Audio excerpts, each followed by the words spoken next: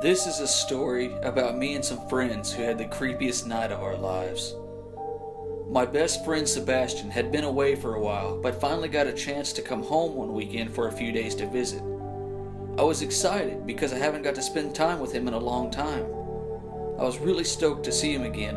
It had been like a year since the last time I saw him in person. When he made it in around noon one Friday, he came over and we both caught up on things and shared some laughs over past stories. It was great. He is like my brother, so I really enjoyed having him back home for a few days. Now, this being Friday night, I told him that usually me and some friends, Kelly, Justin, and his sister Natalie, try to hang out and go riding around town listening to music, just trying to have a good time. I asked him if he wanted to join us, and he said, "Hell yeah, man, let's do it."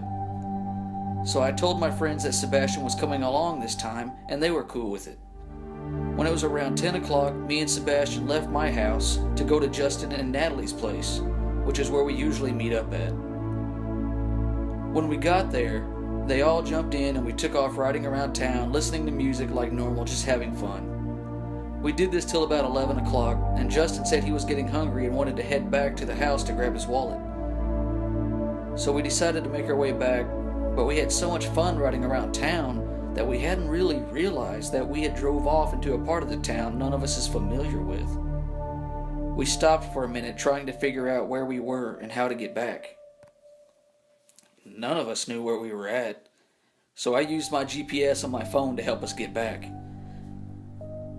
The GPS took us down a few old roads with old rundown houses, and eventually said we could cut some time getting back by turning down this old dirt road.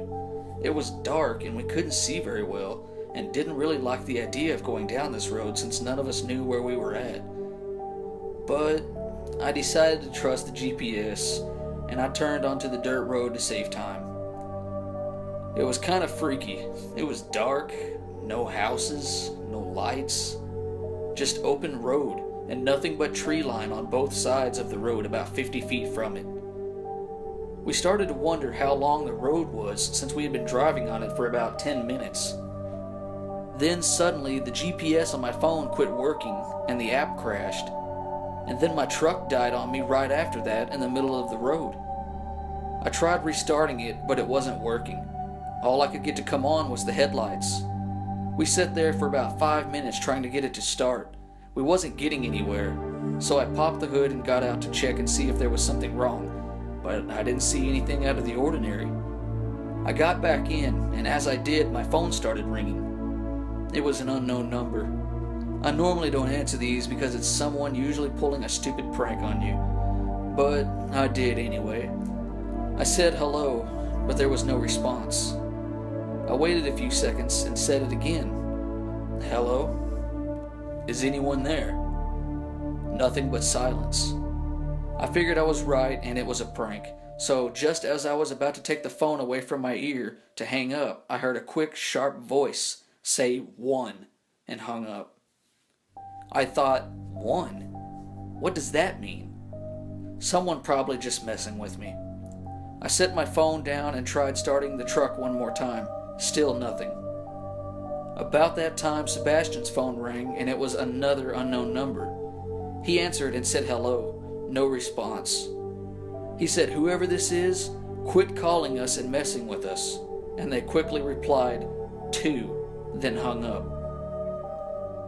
We thought that was strange as well, but wrote it off as someone just screwing with us. A few minutes after that, Justin's phone went off. An unknown number.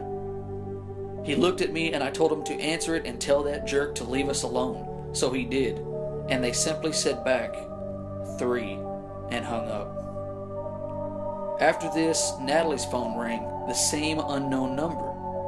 I told her to ignore it, so she did. They left a voicemail, which she played for us, and the caller said, "Don't you dare ignore my calls," and then quietly said, "4," and the voicemail ended. I was getting irritated at whoever this was, thinking they were having fun toying with us. At that moment, Kelly's phone rang with the same unknown number. She ignored it and also got a voicemail. When she played it, the voice said, "I told you not to ignore my calls. Now you will regret it." They said 5, and after this hung up. The girls were kind of freaked out, but I told them don't worry, it's just some prick playing with us. I tried the truck a few more times but didn't get anything. After a few minutes my phone rang. It was that unknown number. I was already mad with them, so I answered it and yelled at them saying, I don't know who you are or what you want, but I don't have time for this crap. I got bigger things to worry about, like fixing my truck and going home. All they said was, I know. I counted 5 of you stuck in it right now, and hung up. I was speechless. How did they know? Where are they at? After they hung up, I received a message from a weird number. It was a picture message. I was hesitant to open it at first, but did. When I pulled up the picture, it was of us, and my truck broke down on the dirt road. I dropped the phone on the seat and immediately started looking around, scanning the woods for where the person was hiding. I couldn't see them, but they could see us. I locked the doors and went back to trying to get the truck to start. I received another picture message from the same weird number. It was a hand holding a bloodied knife. I kept trying to get the truck to start and was worried this freak was going to kill us before I could get us out of there.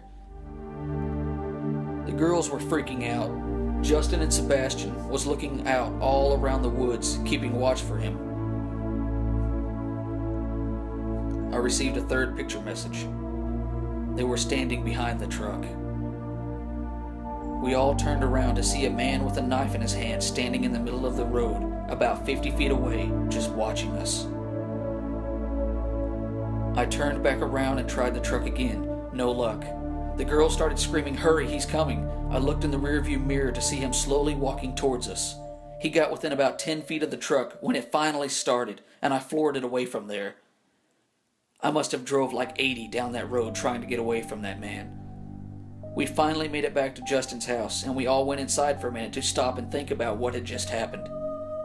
We sat there for a few minutes trying to collect ourselves. Then we decided that was enough for one night, and that me and Sebastian was going to head home. When we got outside to my truck, there was a note on the dash. I picked it up and unfolded it, and it looked to be written in blood. And all it said was, "I'll be watching."